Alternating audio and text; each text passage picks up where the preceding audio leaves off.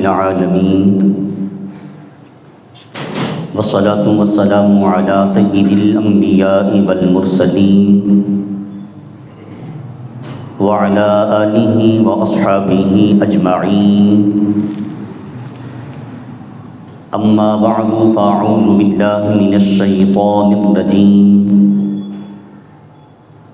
بسم الله الرحمن الرحيم إن الله وملائكته يصلون على النبي يا أيها الذين آمنوا صلوا عليه وسلموا تسليما الصلاة والسلام عليك يا سيدي يا رسول الله وعلى آلك وأصحابك يا سيدي يا حبيب الله الصلاة والسلام عليك يا سيدي يا رحمة للعالمين وعلى آلك وأصحابك يا سيدي يا شفيع المذنبين۔ عزت و وقار کی مسند پہ براجمان خوش نصیب خوش بخت پیارے نبی کے پیارے امتیوں، آج اس مختصر سے وقت میں ہم سورۃ البقرہ کی آخری رکوع کی چند ایک آیات کا اجمالاً خلاصہ اور ترجمہ سماعت کرنے کی سعادت حاصل کریں گے۔ اسی کے ساتھ واقعہ اسراء والمعراج مختصراً اس پہ بھی ہم گفتگو کرنے کی سعادت حاصل کریں گے۔ اللہ رب العالمین صحیح باتیں کرنے کے بعد مجھے آپ کو عمل کرنے کی توفیق مرحمت فرمائے۔ آمین۔ وَمَن يَرْغَبُ عَن مِّلَّةِ إِبْرَاهِيمَ إِلَّا مَن سَفِهَ نَفْسَهُ، جو ملت ابراہیمی سے روگردانی کرے، ابراہیم علیہ السلام کے دین سے منہ موڑے، روگردانی کرے، مخ موڑ لے، رخ پھیر لے، اس سے بڑا احمق اور بیوقوف کون ہو سکتا ہے؟ ملت ابراہیمی پر ہم سب ہیں، اور جو اس سے منہ موڑتا ہے رب فرماتا ہے اس سے بڑا احمق اور بیوقوف کوئی نہیں ہے۔ وَلَقَدِ اصْطَفَيْنَاهُ فِي الدُّنْيَا، اور ہم نے تحقیق ابراہیم علیہ السلام کو دنیا کے لوگوں میں چن لیا تھا۔ ہمارے محبوب صلی اللہ علیہ وسلم کا نام ہے مصطفیٰ، ایک آپ کا لقب یہ بھی ہے، بولیے کیا ہے؟ اس کا معنی ہے چنا ہوا، انتخاب کیا ہوا۔ تو ابراہیم علیہ السلام کے بارے میں رب کہتے ہیں ہم نے دنیا میں انہیں چن لیا۔ وَإِنَّهُ فِي الْآخِرَةِ لَمِنَ الصَّالِحِينَ، اور آخرت میں یہ ابراہیم ہمارے نیک لوگوں میں سے ہوں گے۔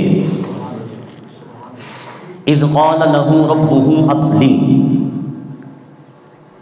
جب بھی ہم نے ابراہیم علیہ السلام کو بلایا کہ آؤ ابراہیم ہمارے دربار میں سر تسلیم خم کرو، جب بھی ہم نے ابراہیم کو آواز دی آؤ ہمارے دربار میں گردن جھکا دو، تو ابراہیم علیہ السلام نے آگے سے پتہ ہے جواب کیا دیا؟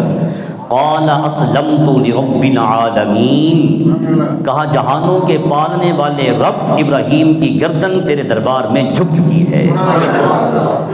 رب کہتے ہیں کہ ہم نے ان کو مقام، یہ برتری، یہ فضیلت، یہ اقبال، یہ بلندی ایسے ہی تھوڑی عطا کی ہے، اس وجہ سے عطا کی ہے کہ جب بھی ہم نے ان کو بلایا انہوں نے فوراً سر تسلیم خم کر دیا، گردن اللہ کے دربار میں جھکا دی۔ اسی کے ساتھ اگر ہم سورۃ الصافات کی آیت نمبر 101، 2 اور 3 کا ترجمہ خلاصہ لے کے آئیں نا، تو اللہ رب العالمین نے اس عظیم پیغمبر کا ایک واقعہ بیان کیا ہے کہ ہم نے ان کو ایک بیٹا عطا کیا، انہوں نے ایک خواب دیکھا کہ میں اپنے بیٹے کو ذبح کر رہا ہوں، انہوں نے اس خواب کے بارے میں ایک مرتبہ بھی اللہ کی دہلیز پر عرض نہیں کیا کہ اے رب ذوالجلال یہ خواب ہے، اس کی تعبیر کیا ہونی چاہیے، اس کی تعبیر کیا ہے؟ کوئی دائیں بائیں کچھ نہیں کہا، بلکہ اپنے بیٹے کو بلایا، اور بیٹا 90 سال کی عمر میں عطا کیا جاتا ہے، بڑھاپے کی عالم میں 90 سال 92 سال کی عمر میں ابراہیم خلیل اللہ کو اللہ نے لخت جگر نور نظر عطا کیا۔ 90 سال کی عمر میں ایک بیٹا، اس سے پہلے کتنے سال گزرے ایک مرتبہ بھی خلیل کی زبان پہ کوئی شکایت، کوئی گلہ، کوئی شکوہ نہیں آیا۔ اور ہمارے یہاں ابھی شادی کو ایک ہفتہ نہیں گزرتا، ڈاکٹر کے پاس لے چلو، اس کا چیک اپ کروایا جائے، یہ پیروں کے پاس چلو، حساب کتاب لگواؤ، جی کوئی تعویذ دیں، کسی نے کوئی بندش، کوئی رکاوٹ تو نہیں ڈال دی؟ رب قرآن مجید میں فرماتا ہے ہماری مرضی ہے، ہم کسی کو بیٹا دیں، کسی کو بیٹی دیں، کسی کو کچھ نہ دیں۔ کوئی بندش توڑنے والا ہے اللہ کے علاوہ؟ رب فرماتے ہیں میرا یہ قانون ہے، جس کو چاہوں بیٹی عطا کروں اور جس کو چاہوں بیٹے بھی دوں، بیٹیاں بھی دوں، جس کو چاہوں صرف بیٹیاں عطا کروں بیٹے، جس کو چاہوں دونوں دوں، جس کو چاہوں کچھ نہ دوں، میرے علاوہ کوئی اولاد دینے والا نہیں ہے۔ یہ سب دکانداری ہے، یہ سب حساب کتاب، یہ فعال، جی ہماری فعال نکال دیں، ہمارا یہ حساب استخارے کا ملتا ہے، حدیث پاک میں ہے اور صحیح احادیث ہے کہ ہر کام سے پہلے صحابہ فرماتے ہیں کہ کریم آقا صلی اللہ علیہ وسلم ہمیں استخارہ ایسے سکھاتے تھے جیسے نماز سکھاتے ہیں۔ ہر کام سے پہلے اللہ سے مشورہ، حدیث میں دعا بتائی گئی ہے کہ نفل ادا کرو، اس کے بعد یہ دعا پڑھو، پھر اس میں اپنا وہ مسئلہ بیان کرو، پھر سو جاؤ، اللہ رب العالمین تمہیں بتائے گا تمہارے لیے یہ کام بہتر ہے کہ نہیں بہتر۔ اور ہم کس طرف چلے گئے؟ یہ جو دو دکانداریاں لگا کے بیٹھے ہیں، ہم تو وہاں جا رہے ہیں، اور وہ کہتے ہیں ٹھیک ہے آج مرغی آ گئی ہے، وہ کہتے ہیں جی بہت سخت رکاوٹ ہے، بڑی بندش ہے، یہ بتا وہ رہا ہے جس کو اپنے بارے میں پتا کچھ نہیں ہے، اس کو اپنے بارے میں پتا نہیں ہے، وہ خود اپنا رزق اس 2 نمبر طریقے سے کما رہا ہے۔ وہ کہتے ہیں ہاں بندش ہے، رکاوٹ ہے، جی پیر صاحب پھر کیا کیا جائے؟ وہ کہتے ہیں کہ اس کے لیے پھر آپ کو 2100 روپیہ دینا پڑے گا ہدیہ، میں پڑھائی کروں گا، میں اس بندش کو، اس رکاوٹ کو توڑوں گا۔ رب کیا فرماتا ہے؟ رب فرماتا ہے کہ میں جس کو چاہوں بیٹی عطا کروں، جس کو چاہوں بیٹیاں عطا کروں، اپنے غلط عقیدوں کو واپس لے کے آؤ۔ تو اللہ رب العالمین قرآن مجید میں بیان فرماتا ہے جب اسماعیل علیہ السلام اپنے والد ابراہیم کے شانہ بشانہ چلنے کے قابل ہوا، ہم نے انہیں خواب میں کہا کہ اپنے بیٹے کو ذبح کرو، انہوں نے ایک مرتبہ بھی شکایت نہیں کی کہ رب ذوالجلال یہ خواب ہے، اس کی تعبیر کیا ہے، کوئی انہوں نے تعبیر پوچھی ہو، کوئی انہوں نے ادھر ادھر کی بات کی ہو، نہیں، بیٹے کو بلایا، میں تجھے ذبح کر رہا ہوں۔ بیٹا بھی کیسا عظیم بیٹا تھا، باپ بھی کتنا عظیم باپ تھا۔ رب بتانا چاہتا ہے میں نے جب بھی ابراہیم خلیل اللہ کو اپنے دربار میں بلایا، انہوں نے کوئی بہانہ نہیں کیا کہ میرا بزنس جا رہا ہے، میری تجارت ختم ہو رہی ہے، میں یہاں مشغول ہوں، نہیں، انہوں نے اپنے ہر کام کاج کو چھوڑا اور اپنا سر تسلیم خم اللہ کی دہلیز پہ کر دیا، گردن جھکا دی، تو کہا ہم نے جب بھی اس کو بلایا یہ حاضر ہوئے۔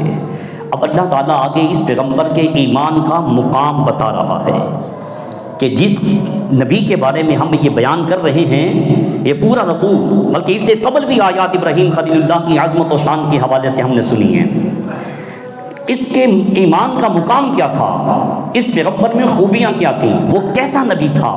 اللہ فرماتے ہیں جب وصال کا وقت قریب آیا، رب نے یہاں موت کا لفظ استعمال کیا ہے کہ جب ابراہیم علیہ السلام پر موت کا وقت آیا، نزا کا عالم، موت کی سختی، تو انہوں نے اپنے بیٹوں کو بلایا، اور بلا کر انہوں نے اپنی اولاد کو کوئی اپنے مال کی وصیت نہیں کی، اور یہ نہیں بتایا کہ میری پراپرٹی کیسے تقسیم کرنا ہے، اور تم نے بینک بیلنس، مثال دے کے عرض کر رہا ہوں، اس کو کیسے بانٹنا ہے، کیسے سنبھالنا ہے، نہیں، کوئی دنیاوی نصیحت نہیں کی تھی۔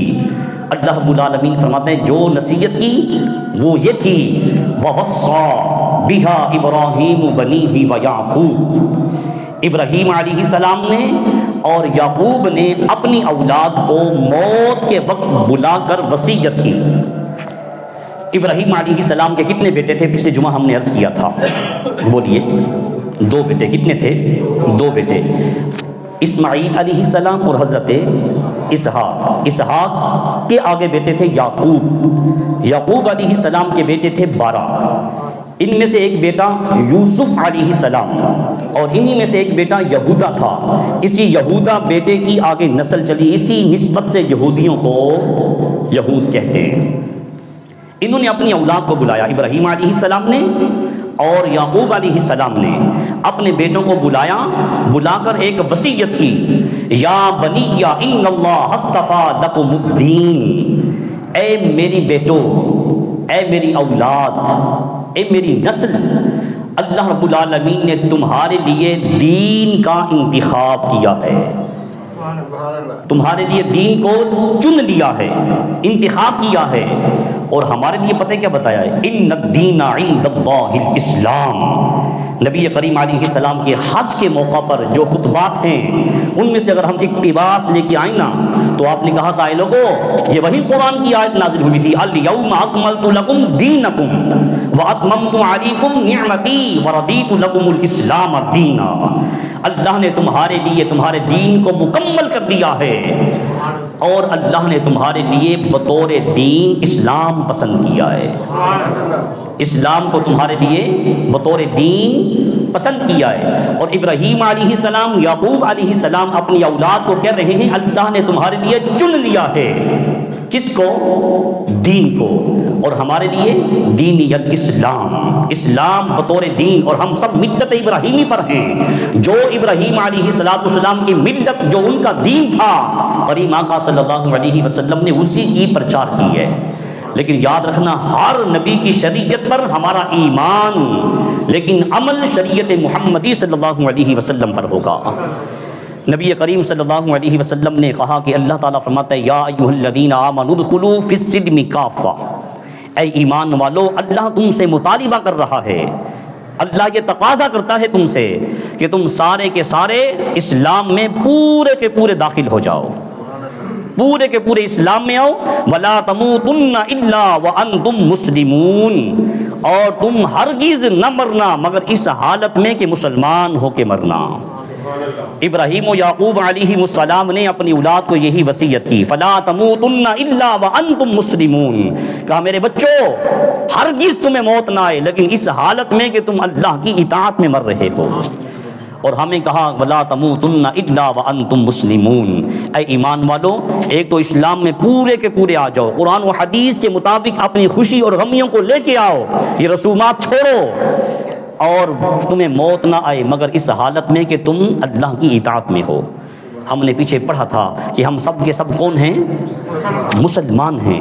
قرآن نے ہمارا ہوا سورۃ الحج ہے، ہوا سماکم المسلمون من قبل وفی ھذا، اس سے پہلے اور اس کے بعد ایمان والو ہم نے تمہارا نام کیا رکھا ہے؟ مسلمان رکھا ہے۔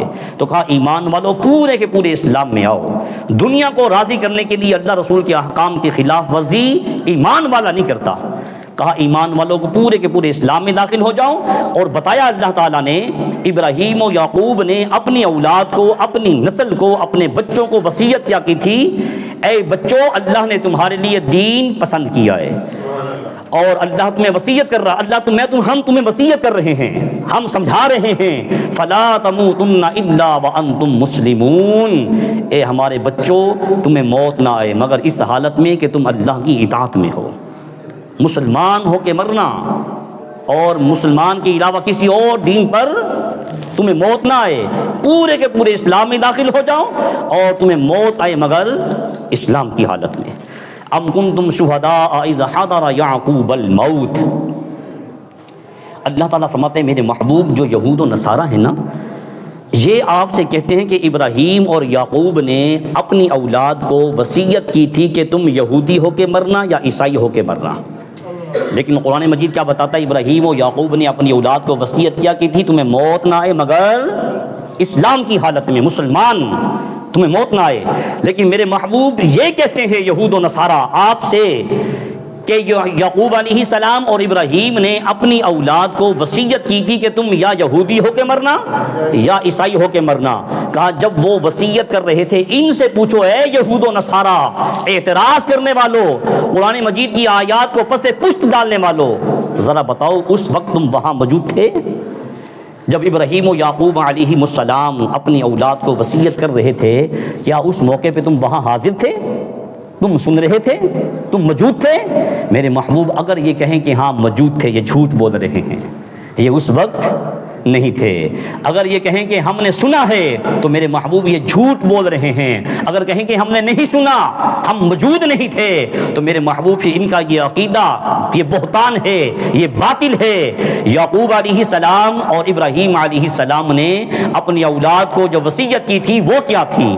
اذ قال لبنیہ، کہا اے میرے بیٹو، ما تعبدون من بعدی، بتاؤ میرے بعد کس کی عبادت کرو گے؟ ابراہیم اور یعقوب علیہ السلام نے وصیت اپنے بچوں کو کی کہ بتاؤ میرے بعد کس کی عبادت کرو گے؟ یہود و نصارہ کہتے ہیں انہوں نے کہا تھا کہ یہودیت پہ مرنا یا نصرانیت پہ مرنا۔ رب نے کہا کہ میرے ان پیغمبروں نے بالکل یہ وصیت نہیں کی تھی، بلکہ جو انہوں نے اپنی اولاد سے کہا تھا ما تعبدون من بعدی، کہا اے میرے بچوں بتاؤ، ابراہیم و یعقوب علیہ السلام اپنی اولاد سے پوچھنے، بتاؤ میرے بعد تم کس کی بندگی کرو گے، کس کی عبادت کرو گے؟ ہم میں سے ہر نمازی نماز میں کہتا ہے ایاک نعبد و ایاک نستعین، ایاک نعبد، ہم صرف اور صرف عبادت کرتے ہیں، تو بولیے کس کے؟ کس کی عبادت؟ اللہ کی۔ انہوں نے کہا ما تعبدون من بعدی، اے میرے بچوں بتاؤ میری اولاد، میرے بعد تم کس کی بندگی کرو گے؟ آگے سے اولاد نے پتہ جواب کیا دیا ہے، یہود و نصارہ تمہارا عقیدہ باطل ہے، تم بہتان لگا رہے ہو۔ انہوں نے آگے سے جواب دیا تھا قالوا نعبد الہک و الہ آبائک ابراہیم و اسماعیل و اسحاق الہا واحدا، انہوں نے کہا تھا کہ ہم عبادت کریں گے آپ کے رب کی۔ کس کے رب کی؟ آپ کے رب کی عبادت کریں گے۔ اور ابراہیم علیہ السلام کا رب کون تھا؟ اللہ رب العالمین۔ وہ نہ یہودی تھے، ما کان ابراہیم یہودیا ولا نصرانیا ولکن کان حنیفا مسلما، کہا وہ نہ یہودی تھے نہ نصرانی تھے، بلکہ انہوں نے سارے باطل عقیدوں کو دفع کر دیا تھا۔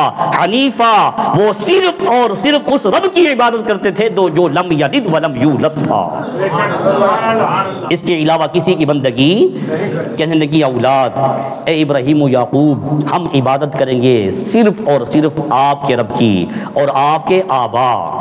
یعقوب کی اولاد یعقوب علیہ السلام سے کہہ رہی ہے ہم عبادت کریں گے صرف اور صرف آپ کے رب کی، آپ کے معبود کی، آپ کے الہ کی، اور آپ کے باپ ابراہیم، اسماعیل و اسحاق ان کے رب کی عبادت کریں گے، اور الہ واحدہ اس رب کی عبادت کریں گے جو واحد اور یکتا ہے، جو اکیلا ہے، جس کی نہ اولاد ہے، جس کو کسی نے بنایا۔ یہ اکثر ہمارے جو نئے اسٹوڈنٹس ہیں نا، جو بھی نیا قوم ابھر رہی ہے، جو نئی نسل ہے، ان کے دماغ ملحدین خراب کرتے ہیں کہ ہر چیز کو کوئی نہ کوئی بنانے والا ہے، کوئی نہ کوئی اس کی تخلیق کرنے والا ہے، کاریگر ہے۔ بتاؤ تمہارے رب کو کس نے بنایا ہے؟ پھر وہ مثال دیتے ہیں کہ یہ حضرت انسان کتنا بڑا شاہکار ہے، جس کو تمہارا قرآن خود کہتا ہے لقد خلقنا الانسان فی احسن تقویم، ہم نے سب مخلوقوں میں سب سے اعلیٰ حضرت انسان کو تخلیق کیا ہے۔ اس انسان کو بنانے والے نے اتنا اس کو خوبصورت، اتنا حسین، اتنا کمال کا بنایا ہے۔ جب یہ اتنا کمال ہے، یہ نہیں پکڑ میں آتا، اس کو بنانے والا کتنا کمال ہوگا؟ اس کو بنانے والا خود کتنا کمال ہوگا؟ بتاؤ اس کو کس نے بنایا؟ پھر اگر یہ ایک سوچ لے کے آئیں تو پھر یہ سوال پیدا ہوتا ہے، تم کہتے ہو کہ جس نے اس کو بنایا اس کو بھی کوئی بنانے والا ہے، پھر اس کو کس نے بنایا؟ پھر اس کو کس نے بنایا؟ اس کو کس نے بنایا ہے؟ یہ ایک چین چلتی ہے۔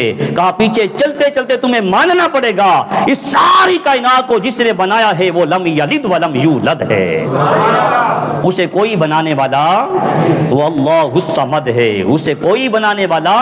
اگر تمہارا یہی فلسفہ ہے، یہی تمہاری سوچ ہے کہ ہر چیز کو کسی نہ کسی نے بنایا ہے، تو پھر پیچھے چلو، اینڈ پہ تمہیں کہنا پڑے گا ایک ذات ایسی ہے جسے کسی نے نہیں بنایا، جس کے بارے میں ہم نماز میں کہتے ہیں ایاک نعبد و ایاک نستعین۔ تو کہا اے ہمارے والدین، اے ابراہیم و یعقوب، ہم عبادت کریں گے صرف اور صرف آپ کے الہ کی، آپ کے رب کی، اور آپ کے آبا ابراہیم، اسماعیل و اسحاق ان کے رب کی عبادت کریں گے، الہ واحدہ اس رب کی جو واحد ہے، جو یکتا ہے۔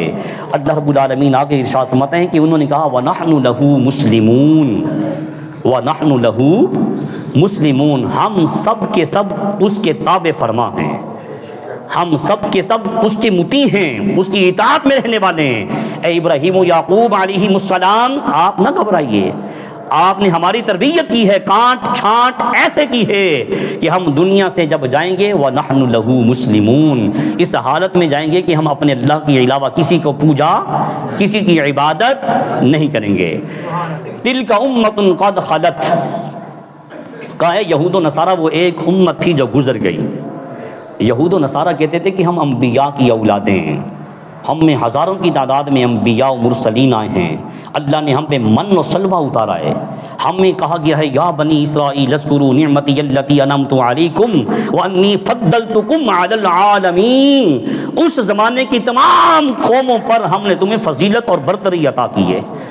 یہ ہمارا مقام ہے، ہمارے انبیاء نے بڑے نیک اعمال کیے ہیں، بڑی نیکیاں ہیں ان کی، اگر ہم گناہ بھی کریں نا، اے محمد علیہ الصلوۃ والسلام آپ کا کلمہ نہ بھی پڑھے نا، ہمارے انبیاء ہم ان کی اولادیں ہیں، ہمارے نیک جو صالحین لوگ گزر گئے ان کی نیکیوں کی وجہ سے اللہ رب العالمین ہمیں معاف کر دے گا، ہماری پکڑ نہیں ہوگی۔ یہ بیان کر کے ہماری سوچ کو، کنسپٹ کو اللہ نے کلیئر کیا۔ لہا ما کسبت ولکم ما کسبتم، کہا اے لوگوں وہ ایک پہلی قوم تھی جو گزر گئی، ان کے اعمال ان کے ساتھ ہیں، تمہارے اعمال تمہارے ساتھ ہیں۔ تم جو کہتے ہو نا کہ ہمارے والدین بہت بڑے بزرگ تھے، وہ غوث تھے، قطب تھے، انہوں نے بڑے نیک اعمال کیے ہیں، ہم جو مرضی کرتے پھریں، ان کی نیکیوں کی وجہ سے اللہ ہمیں معاف کر دے گا؟ کہا نہیں، لہا ما کسبت، وہ پہلے لوگ تھے وہ گزر گئے، ان کے اعمال ان کے ساتھ ہیں، تمہارے اعمال تمہارے ساتھ ہیں۔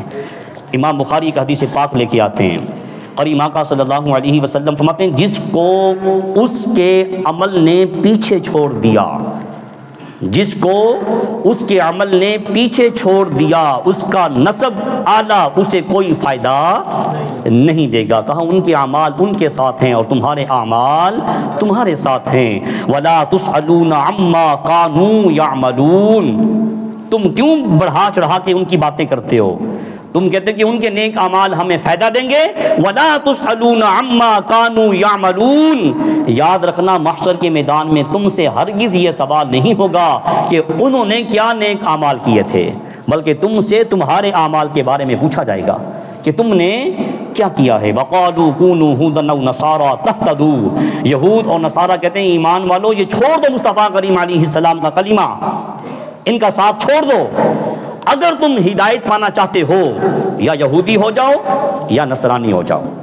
یہود اور نصارہ کیا کہتے ہیں، یہودی اور عیسائی، کہ اے ایمان والو کامیابی صرف اس میں ہے، یہودیت پہ آ جاؤ یا نصرانیت پہ آ جاؤ۔ کہا قل بل ملت ابراہیم حنیفا، اے محبوب آپ کہہ دیں تمہارے یہ سارے عقائد باطل ہیں، ہم ملت ابراہیمی پر ہیں اور ابراہیم صرف اور صرف ایک اللہ کی عبادت کرتے تھے، اس کے علاوہ ہم کسی دین کو ماننے کو تیار نہیں ہیں۔ وما کان من المشرکین، اور اے یہود و نصارہ ابراہیم علیہ السلام نہ یہودی تھے نہ نصرانی تھے اور نہ ہی وہ مشرک تھے، بلکہ وہ پکے ایمان والے تھے، بلکہ وہ مسلمان تھے۔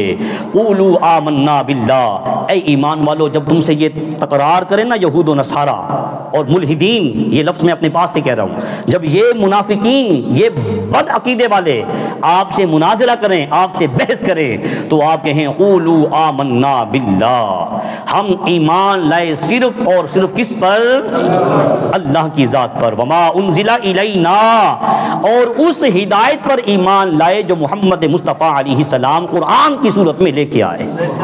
ہم اللہ پر ایمان لاتے ہیں اور فرمان خدا اور فرمان مصطفیٰ پر ایمان لاتے ہیں۔ وما انزل الی ابراہیم و اسماعیل و اسحاق و یعقوب والاسباط، اور ہم ایمان لائے اس پر جو ابراہیم علیہ السلام، اسماعیل علیہ السلام، حضرت اسحاق علیہ السلام اور یعقوب علیہ السلام اور ان کی اولاد جو صحیح عقیدے پر تھی، کہا جو ان کے صحائف تھے، ان کی کتابیں تھیں، ہم ان پر ایمان لے کے آتے ہیں۔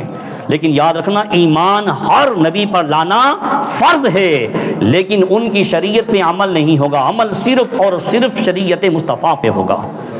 سیدنا فاروق اعظم رضی اللہ تعالی عنہ کریم آقا علیہ الصلوۃ والسلام کے سامنے مسجد نبوی کے اندر بیٹھ کر تورات پڑھ رہے تھے۔ حضور کا گزر ہوا تو آپ کی نظر پڑی، آپ نے کہا فاروق اعظم کیا پڑھ رہے ہو؟ عرض کی یا رسول اللہ صلی اللہ علیہ وسلم تورات پڑھ رہا ہوں۔ آپ کا چہرہ اس کی رنگت تبدیل ہوئی، متغیر ہوا۔ آپ کہنے لگے اے فاروق اعظم، خدا کی عزت کی قسم، اگر آج موسیٰ علیہ السلام ہوتے وہ اپنی شریعت کی پاسداری نہ کرتے، محمد عربی کی غلامی اختیار کرتے۔ اور اللہ رب العالمین نے عالم ارواح میں یہ اس آخری رکوع کی ہمارا پہلا سپارہ آج کمپلیٹ ہونا تھا، لیکن ایک اور موضوع بھی میرے ذمہ ہے معراج النبی کے حوالے سے، تو اس کی چند ایک آیات ہیں، اس کو ہم روکتے ہیں، اگلے جمعہ کو انشاءاللہ اس کو ہم مکمل بھی کریں گے، اور مکمل پہلا سپارہ جو سورۃ البقرہ کا پہلا حصہ ہے اس کے جو چیدہ نکات ہیں اس پہ بھی ہم انشاءاللہ گفتگو کریں گے۔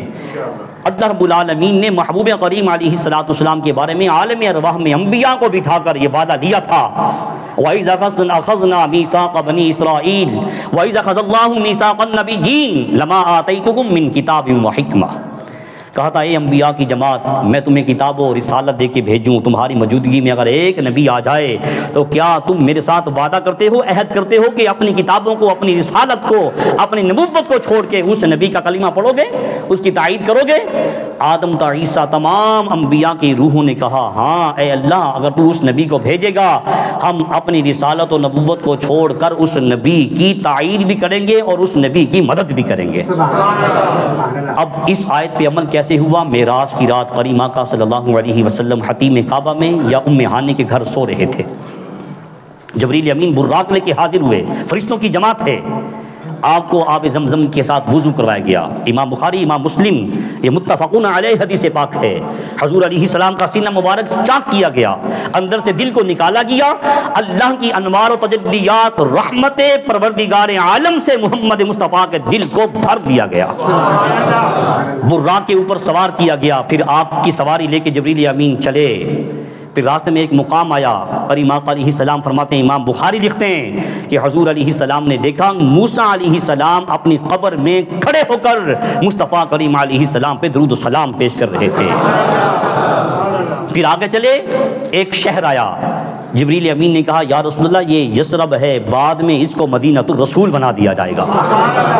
پھر آگے چلے تو ایک مقام آیا، ایک پہاڑ، کہا حضور یہ طور سینا ہے، یہ وہ مقام ہے جہاں پہ موسیٰ علیہ السلام آن کر اللہ سے کلام کیا کرتے تھے، یہ وہ مقام ہے جہاں پہ اللہ تعالیٰ نے موسیٰ علیہ السلام کو مکمل کتاب کی صورت میں تورات عطا کی تھی، یہ وہ مقام ہے کہ موسیٰ علیہ السلام کو یہاں آنا پڑتا تھا، اور ہمارے آقا کی عظمت و شان یہ ہے، کہا کسی نبی کی عظمت میں فرق نہیں کرنا، لیکن قرآن مجید کا تیسرا پارہ کہتا ہے تِلْكَ الرُّسُلُ فَضَّلْنَا بَعْضَهُمْ عَلَى بَعْضٍ، بعض نبیوں کو، بعض انبیاء کو اللہ نے بعض نبیوں پہ فضیلت مقام برتری عطا کی ہے، اور تمام انبیاء کا امام محمد مصطفیٰ کو بنایا ہے۔ جب ہم اس آیت پہ آئیں گے تو پھر انشاءاللہ اس کی تشریح میں مزید بات عرض کروں گا۔ کریم آقا صلی اللہ علیہ وسلم کو بتایا گیا کہ یہ وہ مقام ہے جہاں پہ موسیٰ علیہ السلام آتے تھے اور آ کر تورات لے کے گئے تھے، اور مصطفیٰ تیرا مقام یہ ہے کہ تجھے بلایا نہیں جائے گا، جہاں جہاں آپ ہوں گے جبریل امین قرآن وہاں وہاں لے کے حاضر خدمت ہو جائے گا۔ اور سیرت نگاروں نے لکھا کریم آقا علیہ الصلوۃ والسلام مکہ پاک میں تھے، قرآن مکہ پاک میں آیا، حضور طائف میں چلے گئے، قرآن وہاں، حضور عکاظ کے میلے میں ہیں، قرآن وہاں ہے، حضور حرم کعبہ میں ہیں، قرآن وہاں ہے، حضور حجرہ عائشہ میں ہیں، قرآن وہاں ہے، حضور سیدنا صدیق اکبر، فاروق اعظم، عثمان غنی، مولا علی، عبد الرحمن بن عوف، حضرت بلال ان کے سامنے بیٹھے ہیں، قرآن وہاں آ جاتا ہے، اور کریم آقا صلی اللہ علیہ وسلم مدینے چلے جاتے ہیں، قرآن وہاں آ جاتا ہے، اور حضور واپس حج کے موقع پہ آتے ہیں، قرآن وہاں نازل ہوتا ہے، یہ مقام مصطفیٰ ہے صلی اللہ علیہ وسلم۔ کریم آقا علیہ الصلوۃ والسلام کو پھر بتایا گیا یہ کوہ طور ہے، پھر آگے آپ چلے مسجد اقصی، اقصی کا معنی ہے دور والی مسجد، یہ تو بعد میں سیدنا فاروق اعظم نے بنائی تھی، یہ بیت اللہ تھا، اس کو بیت المقدس کہا جاتا ہے، یہ قبلہ اول، لیکن مفسرین نے یہاں جرح کی، انہوں نے کہا کہ قبلہ اول بیت اللہ تھا جس کو آدم علیہ السلام نے بنایا تھا، یہ تو بعد میں موسیٰ علیہ السلام سے لے کر عیسیٰ علیہ السلام تک اور حضور علیہ السلام کی اول کی 17 مہینے زندگی، اس میں آپ نے اپنا چہرہ اپنا رخ بیت المقدس کی طرف منہ کر کے نماز پڑھی، جس کا ذکر سورۃ البقرہ میں دوسرا پارہ قد نرا تقلب وجهك فی السماء، جب ہم یہاں آئیں گے تو انشاءاللہ اس کے بارے میں عرض کروں گا۔ کریم آقا علیہ السلام وہاں تشریف لے گئے، آدم علیہ السلام سے لے کر عیسیٰ علیہ السلام تک تمام لوگ، تمام انبیاء وہاں موجود ہیں۔ یہ انبیاء تھے، اب امام الانبیاء آ رہے ہیں۔ یہ انبیاء تھے، آدم علیہ السلام بھی نبی ہیں، نوح علیہ السلام بھی نبی ہیں، شیس علیہ السلام بھی نبی ہیں، موسیٰ کلیم اللہ بھی نبی ہیں، ادریس بھی نبی ہیں، عیسیٰ بھی نبی ہیں۔ اب جو سواری پہ سوار ہو کے جبریل امین پروٹوکول کے ساتھ لا رہے ہیں، یہ امام الانبیاء ہیں، باقی مقتدی ہیں اور یہ امام ہیں۔ مصلی امامت خالی تھا، تمام انبیاء کی جماعت کھڑی ہے۔ حضور علیہ السلام مصلی امامت پہ جلوہ گر ہوئے، آپ نے نماز پڑھائی۔ وہ عالم ارواح میں جو اللہ نے انبیاء سے وعدہ لیا تھا کہ میرا نبی آ جائے تم اپنی شریعت کو، اپنی نبوت کو چھوڑ کر اس کی تائید کرو گے، آج اس آیت کو عملی جامہ پہنایا جا رہا ہے۔ حضور مصلی امامت میں آئے، آدم علیہ السلام سے لے کر عیسیٰ علیہ السلام تک تمام انبیاء 1,24,000 ہیں۔ بیت المقدس کے اندر 1,00,000 رات کی تاریکی میں لوگ جمع ہو جائیں، کیا ہنگامہ بپا ہوگا، لیکن یہ عالم برزخ تھا اور ہمارا نبی علیہ السلام دنیاوی زندگی کے ساتھ تھے۔ ادھر حدیث بتاتی ہے موسیٰ علیہ السلام کو قبر میں نماز پڑھتے ہوئے دیکھا، اور ادھر حدیث بتاتی ہے آنن فانن موسیٰ مسجد اقصی میں بھی تھے۔ تو موسیٰ علیہ السلام یہاں بھی اور وہاں بھی حضور سے پہلے کیسے پہنچ گئے؟ کہا موسیٰ علیہ السلام کی اپنی نبوت کی طاقت تھی، حضور براق پر تھے، حضور براق پہ تھے۔ نبی کو اللہ جو طاقت عطا فرماتا ہے وہ اور مخلوق میں سے کسی مخلوق کو عطا نہیں کرتا۔ نبی کریم علیہ السلام نے امامت کروائی، پھر انبیاء کھڑے ہوئے، حضور علیہ السلام کی عظمت و شان کے حوالے سے قصائد تقریریں کی۔ یہ عظمتوں والے نبی ہیں، یہ شانوں والے ہیں، اللہ نے ان کو بڑا مقام، بڑی فضیلت، اقبال، بلندیاں عطا کی ہیں۔ آقا علیہ السلام فرماتے ہیں پھر میرا آسمانی سفر شروع ہوا۔ امام بخاری نے لکھا ہے پہلا آسمان وہاں بھی نبی نے استقبال کیا، دوسرا آسمان، تیسرا، چوتھا، پانچواں، چھٹا، ساتواں، پھر بیت المعمور آیا جہاں آج ہمارا قبلہ ہے نا بیت اللہ، اسی کی سیدھ میں آسمانوں کے اوپر سدرۃ المنتہا کے پاس ایک اور قبلہ اور کعبہ ہے جس کو بیت المعمور کہتے ہیں۔ اس کا استاذ امام جبریل امین ہے۔ جبریل امین فرشتوں کا امام ہے، فرشتوں کا استاد ہے، ہمارے آقا علیہ السلام کا خادم ہے۔ وہاں مجھے لے جایا گیا، جب میں وہاں پہنچا نا میں نے ابراہیم علیہ السلام کو ایسے ٹیک لگائے ہوئے بیٹھے ہوئے دیکھا۔ جب میں نے ان کو دیکھا میں نے آگے بڑھ کر کہا ابراہیم خلیل اللہ السلام علیکم ورحمۃ اللہ۔ حضور نبیوں کے امام ہیں لیکن سلام کرنے میں پہل کر کے بتایا کہ لوگوں سلام کرنے میں پہل کرنے سے کوئی عزت کم، کوئی مقام کم نہیں ہوتا، فضیلت اللہ اسی کو دیتا ہے جو اپنی عاجزی انکساری کے ساتھ سلام کرنے میں پہل کیا کرتا ہے۔ آگے بڑھے ابراہیم علیہ السلام نے میرا استقبال کیا، مجھے گلے سے لگایا اور ایک پیغام دیا، کہا اے محمد مصطفیٰ علیہ السلام اپنی امت سے کہنا جنت کی زمین بہت زرخیز ہے، اس کے لیے بیج دانے کا انتظام کر کے آئیں۔ جنت کی زمین بہت زرخیز ہے، اس کے لیے بیج دانے کا بندوبست کر کے آئیں۔ کہا خلیل اللہ علیہ السلام کیا اس کا بیج ہے؟ کہا اس کا بیج ہے سبحان اللہ الحمدللہ اللہ اکبر۔ امام بخاری کا اور حدیث پاک کو بیان کرتے ہیں، اسی عنوان سے ہے، کہتے ہیں سرکار سے صحابہ نے عرض کی یا رسول اللہ ہم میں سے کچھ صحابہ امیر ہیں، ان کے پاس مال و دولت ہے، ہمارے پاس نہیں ہے، وہ بھی ہماری طرح نماز پڑھتے ہیں، روزہ رکھتے ہیں، زکوٰۃ دیتے ہیں، صاحب نصاب ہیں، حج کرتے ہیں، ہم بھی کرتے ہیں، لیکن ان کے پاس مال ہے، وہ اللہ کی راہ میں خیرات صدقہ کرتے ہیں، ہمارے پاس چونکہ مال نہیں ہے ہم صدقہ خیرات نہیں کر سکتے، وہ تو نیکیوں میں ہم سے فضیلت لے جائیں گے، وہ تو نیکیوں میں اچھی اعمال میں ہم سے آگے بڑھ گئے، ہم تو پیچھے رہ جائیں گے۔ آپ نے کہا نہیں، تم نے ہر نماز کے بعد 33 مرتبہ سبحان اللہ، 33 مرتبہ الحمدللہ، 34 مرتبہ اللہ اکبر پڑھ لینا ہے، اللہ تمہیں ان سے بھی زیادہ اجر و ثواب عطا فرما دے گا۔ یہ اجمالاً میں نے آپ کے سامنے وقت کے دامن میں رہتے ہوئے معراج النبی صلی اللہ علیہ وسلم کا خلاصہ عرض کیا، پھر آگے کے مناظر اور ہیں، پھر نماز کا تحفہ دیا گیا، حضور لے کے واپس پلٹے۔ دعا ہے آج کے ذکر خیر کی برکت سے اللہ مجھے آپ کو، آگے ماہ رمضان بھی آ رہا ہے، پابندی کے ساتھ 5 وقت کی نماز پڑھنے کی توفیق عطا فرمائے۔ اللہ میرا اور آپ کا حامی و ناصر ہو، سنت ادا فرما لے۔